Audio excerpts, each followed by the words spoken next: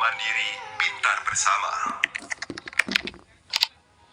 Bismillahirrahmanirrahim. Assalamualaikum warahmatullahi wabarakatuh. Salam sejahtera bagi kita semua. Bagaimana kabar sobat pelatihan hari ini? Semoga kesehatan dan kebahagiaan senantiasa menyertai kita semua. Saat ini kita akan belajar bersama terkait metodologi pembelajaran. Bersama saya Muhammad Fauzan Widya Iswara dari Balai Diklat Keagamaan Bandung. Pada sesi ini kita akan bahas tentang pemetaan model pembelajaran berdasarkan tujuan pembelajaran. Pada tema ini terdapat dua indikator pembelajaran. Yang pertama adalah pemilihan model pembelajaran berdasarkan capaian pembelajaran dan tujuan pembelajaran. Sedangkan indikator yang kedua adalah implementasi pemilihan model pembelajaran berdasarkan capaian pembelajaran dan tujuan pembelajaran. Sobat pelatihan yang berbahagia, tentu sobat pelatihan masih ingat pada tayangan sebelumnya mengenai penjelasan tentang pengertian, pendekatan, strategi, metode, dan model pembelajaran. Dan apa perbedaannya? Serta mengapa kita harus menerapkan metode dan model pembelajaran. Pada beberapa video sebelumnya, terkait pertanyaan tersebut telah terjawab. Di sini saya hanya ingin menyampaikan secara umum mengenai definisi metode dan model pembelajaran serta alasan mengapa kita harus menerapkan metode dan model pembelajaran. Sobat pelatihan rahimakumullah, banyak perbedaan pendapat yang dikemukakan oleh para ahli dan pakar pendidikan mengenai definisi dan perbedaan tentang pendekatan, strategi, metode, dan model pembelajaran. Maka sebaiknya kita kembali kepada konteks kurikulum yang digunakan pada madrasah kita. Apakah menggunakan kurikulum 2013 atau kurikulum Merdeka? Jika di dalam kurikulum 2013, pendekatan yang disarankan adalah menggunakan pendekatan saintifik dengan menerapkan model discovery learning, problem-based learning, dan project-based learning. Sedangkan pada kurikulum Merdeka, pendekatan yang digunakan adalah teaching at the right level, atau pembelajaran yang didasarkan pada kemampuan dan karakteristik serta kondisi siswa. Maka, strategi yang digunakan dapat berupa kontekstual learning, discovery learning, problem-based learning, project-based learning, student-centered learning, cooperative learning, dan lain-lain. Sobat pelatihan yang berbahagia, konsep metode dan model pembelajaran pada tayangan kali ini adalah metode pembelajaran sebagai cara yang digunakan oleh seorang guru untuk mengajarkan materi pembelajaran kepada murid. Sedangkan model pembelajaran adalah kerangka konseptual yang melukiskan prosedur sistematis dalam mengorganisasikan pengalaman belajar untuk mencapai tujuan belajar tertentu. Nah, terkait mengapa kita harus menerapkan metode dan model pembelajaran, hal ini karena menjadi amanat dari Undang-Undang Sistem Pendidikan Nasional Nomor 20 Tahun 2003, Pasal 40 Ayat 2 menjelaskan bahwa pendidik dan tenaga kependidikan berkewajiban menciptakan suasana pendidikan yang bermakna, menyenangkan, kreatif, dinamis, dan dialogis. Sobat pelatihan rahimakumullah, pembelajaran pada kurikulum Merdeka pada prinsipnya tidak terpisahkan dari kegiatan asesmen. Pembelajaran dan asesmen merupakan satu kesatuan yang tidak bisa dipisahkan. Pendidik dan peserta didik perlu memahami kompetensi yang dituju, sehingga keseluruhan proses pembelajaran diupayakan untuk mencapai kompetensi tertentu. Maka pembelajaran diawali dengan proses perencanaan pembelajaran yang meliputi tujuan pembelajaran, langkah-langkah pembelajaran, dan rencana asesmen pembelajaran. Proses selanjutnya adalah pelaksanaan pembelajaran yang dirancang untuk memberikan pengalaman belajar yang berkualitas, interaktif, dan kontekstual. Tahapan berikutnya adalah proses asesmen pembelajaran. Asesmen pembelajaran diharapkan dapat mengukur aspek apa yang seharusnya diukur dan bersifat holistik. Sobat pelatihan yang dirahmati Allah, sebagaimana kita ketahui bersama bahwa pada tahap pelaksanaan pembelajaran, setelah menentukan tujuan pembelajaran, maka pada siklus langkah-langkah pembelajaran berikutnya, kita diamanahi untuk melaksanakan kegiatan pendahuluan, kegiatan inti, dan kegiatan penutup. Pada siklus ini, pendidik diharapkan dapat menyelenggarakan pembelajaran yang interaktif, inspiratif, menyenangkan, menantang, memotivasi peserta didik untuk berpartisipasi aktif, dan memberikan ruang yang cukup bagi prakarsa, kreativitas, kemandirian, sesuai bakat, minat, dan perkembangan fisik serta psikologis peserta didik. Lalu, bagaimana menentukan pilihan model pembelajaran berdasarkan capaian pembelajaran dan tujuan pembelajaran? Sobat pelatihan, dalam memilih model pembelajaran ada beberapa faktor yang harus dipertimbangkan terlebih dahulu, yaitu tujuan pembelajaran, kemampuan tahap belajar siswa dan guru, sarana dan prasarana pembelajaran, ketersediaan durasi waktu, kelebihan dan kekurangan metode dan model pembelajaran. Lalu, apakah tujuan pembelajaran yang diturunkan dari capaian pembelajaran telah relevan? Sobat pelatihan, menganalisis keterkaitan antara capaian pembelajaran dengan tujuan pembelajaran merupakan hal yang niscaya. Maka sebaiknya, sobat pelatihan memeriksa terlebih dahulu kejelasan capaian pembelajaran pada mata pelajaran yang diampu. Sumber capaian pembelajarannya sebaiknya langsung dari salinan keputusan Kepala Badan Standar Kurikulum dan Asesmen Pendidikan, Kementerian Pendidikan dan Kebudayaan Riset dan Teknologi, nomor 033-H-KR-2022. Kurikulum ini bagi guru mata pelajaran umum di sekolah dan madrasah, serta guru mata pelajaran pendidikan agama Islam di sekolah. Sedangkan bagi guru pengampu mata pelajaran PAI dan bahasa Arab di madrasah, pengambilan capaian pembelajarannya harus bersumber dari Keputusan Direktur Jenderal Pendidikan Islam nomor 3211 tahun 2022. Sobat pelatihan, setelah mengambil capaian pembelajaran dari sumber yang benar, maka langkah berikutnya sobat pelatihan mengidentifikasi dan mengklasifikasikan capaian pembelajarannya dengan tepat.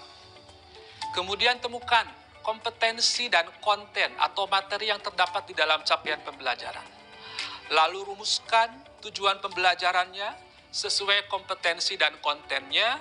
Selanjutnya mengurutkan tujuan pembelajaran dari yang sederhana ke tujuan pembelajaran yang kompleks, dari yang konkret ke yang abstrak, dari yang mudah ke yang sulit, sehingga hal tersebut menjadi alur tujuan pembelajaran. Sobat pelatihan yang berbahagia, prinsip di dalam proses pembelajaran pada kurikulum merdeka adalah bagaimana mengupayakan, mendukung perkembangan kompetensi dan karakteristik peserta didik secara holistik. Maka pada pelaksanaannya, pendidik menggunakan berbagai metode pembelajaran yang bervariasi untuk membantu peserta didik dalam mengembangkan kompetensinya. Misalnya, dengan menerapkan metode pembelajaran inquiry, pembelajaran berbasis masalah, pembelajaran berbasis proyek, pembelajaran kooperatif, dan pembelajaran berdiferensiasi. Adapun beberapa model pembelajaran yang tergambar pada metode pembelajaran, baik berbasis masalah atau berbasis proyek, dapat dipilih sesuai dengan tujuan pembelajaran. Karakteristik mata pelajaran, kesiapan siswa, durasi waktu, dan ketersediaan sarana prasarana, diantaranya Think, Pair, and Share models, Mind Mapping models, Numbered Head-Together models, STID atau Student Team Achievement Division, Gallery Walk models, Window Shopping models, dan lain-lain. Sedangkan beberapa model pembelajaran berdasar metode pembelajaran Discovery Learning yang dapat dipilih diantaranya snowball throwing models, inside and outside circle models, two stray, two stay, two stray models, picture and pictures models, take and give models, time token models, dan lain-lain. Sobat pelatihan, demikian tayangan pemetaan model pembelajaran berdasarkan tujuan pembelajaran pada sesi pertama terkait pemilihan model pembelajaran berdasarkan capaian pembelajaran dan tujuan pembelajaran disampaikan. Sampai jumpa pada sesi berikutnya, semoga bermanfaat. Wallahul muwaffiq ila aqwamit thoriq. Wassalamualaikum warahmatullahi wabarakatuh.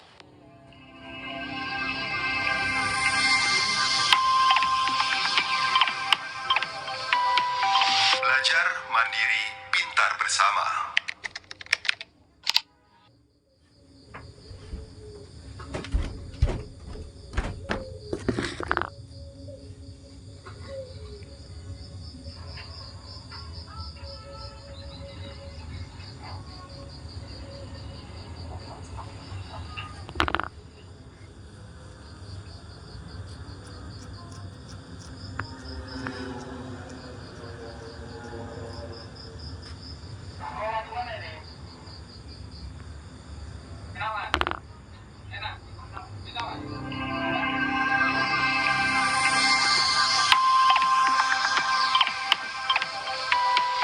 Belajar mandiri, pintar bersama.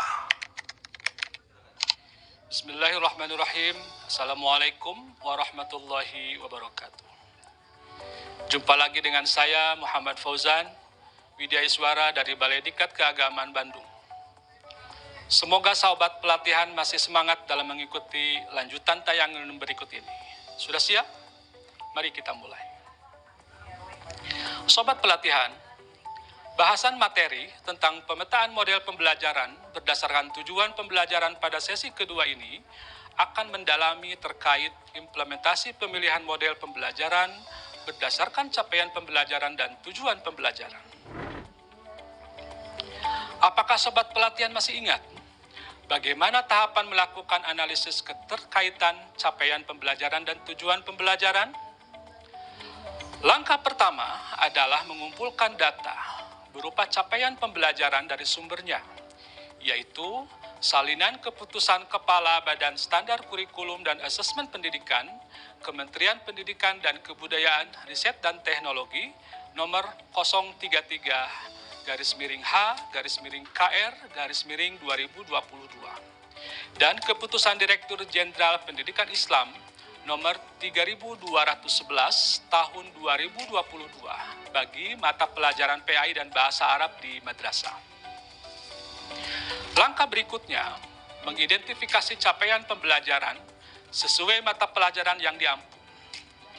Kemudian menerjemahkan capaian pembelajaran menjadi beberapa tujuan pembelajaran. Cara merumuskan tujuan pembelajaran adalah dengan menganalisis mana kompetensi yang diharapkan dari siswa dan mana konten atau materi bahasannya. Selanjutnya disusun menjadi alur tujuan pembelajaran untuk memudahkan guru dalam melaksanakan proses pembelajaran. Sobat pelatihan yang berbahagia, implementasi model pada pembelajaran dapat dilaksanakan pada kegiatan pendahuluan, pada kegiatan inti, atau pada kegiatan penutup. Pada kegiatan pendahuluan, saat melakukan apersepsi, sobat pelatihan dapat menerapkan model kooperatif skrip secara berpasangan. Siswa A menyampaikan penjelasan pemahamannya terkait poin-poin penting yang dipelajari pada minggu yang lalu. Sedangkan siswa B menyimak, kemudian dilakukan secara bergantian.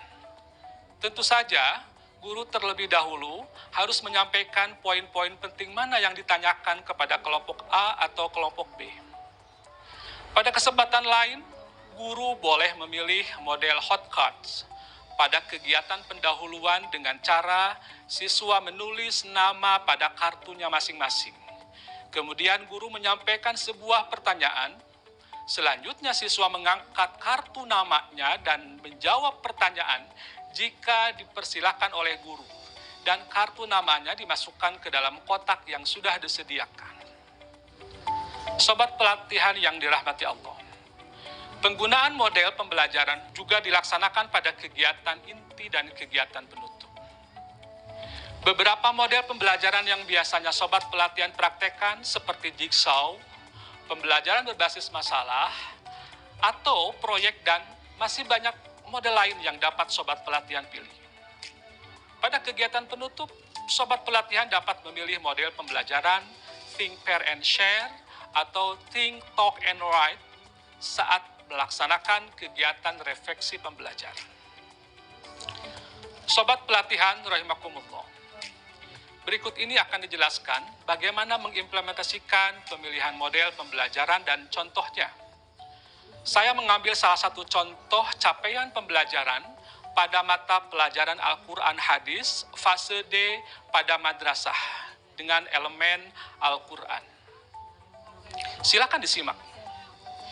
Capaian pembelajarannya tercantum di sana adalah peserta didik mampu melafalkan, menghafal, memahami, mengkomunikasikan, menganalisis arti dan isi kandungan ayat-ayat Al-Quran secara tekstual dan kontekstual tentang kekuasaan dan rahmat Allah Subhanahu wa Ta'ala, sifat pemurah, optimis dan sabar, infak di jalan Allah Subhanahu wa Ta'ala, kehidupan dunia yang sementara dan akhirat yang kekal.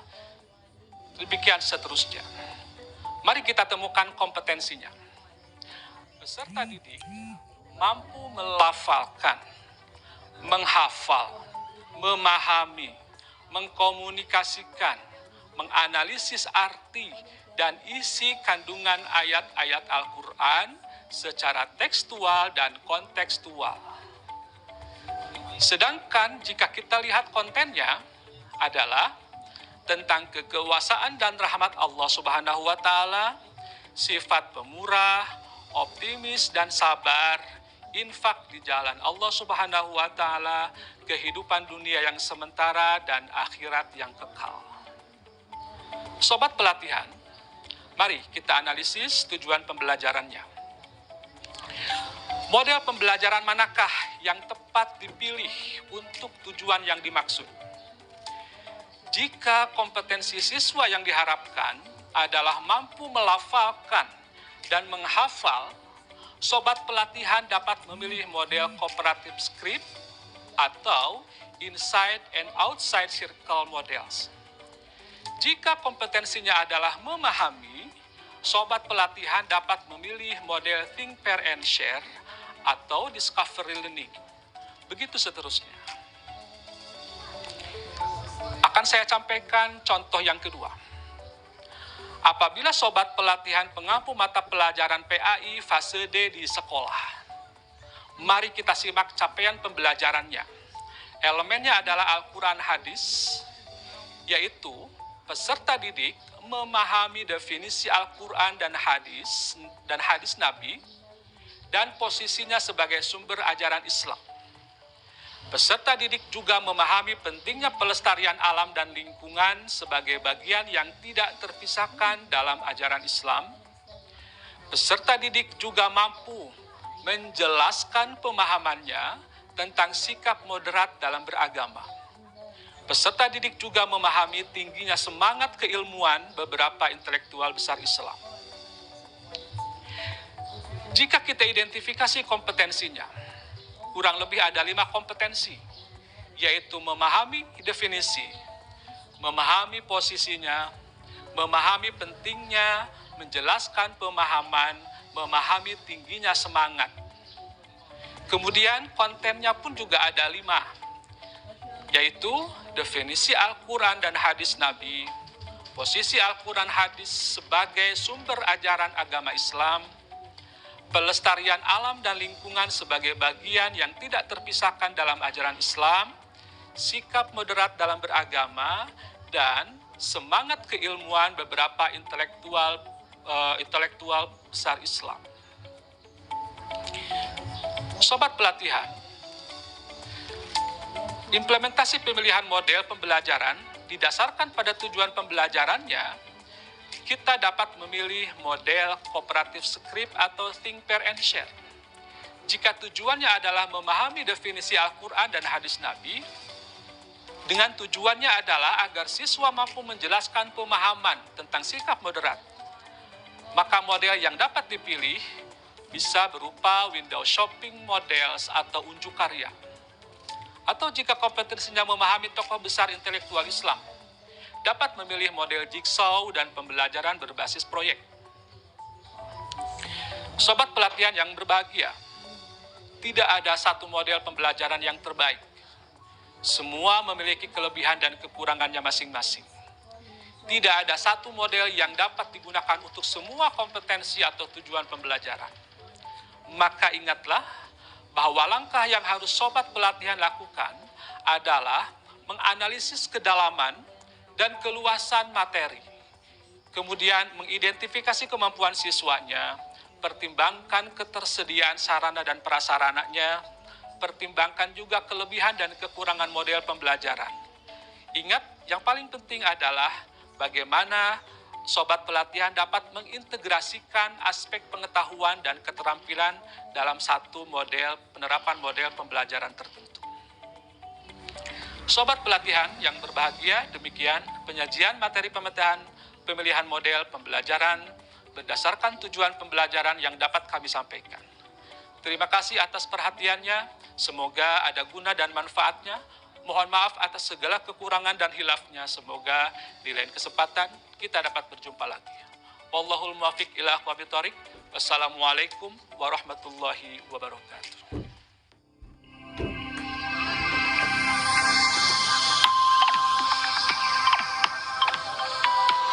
Belajar mandiri, pintar bersama.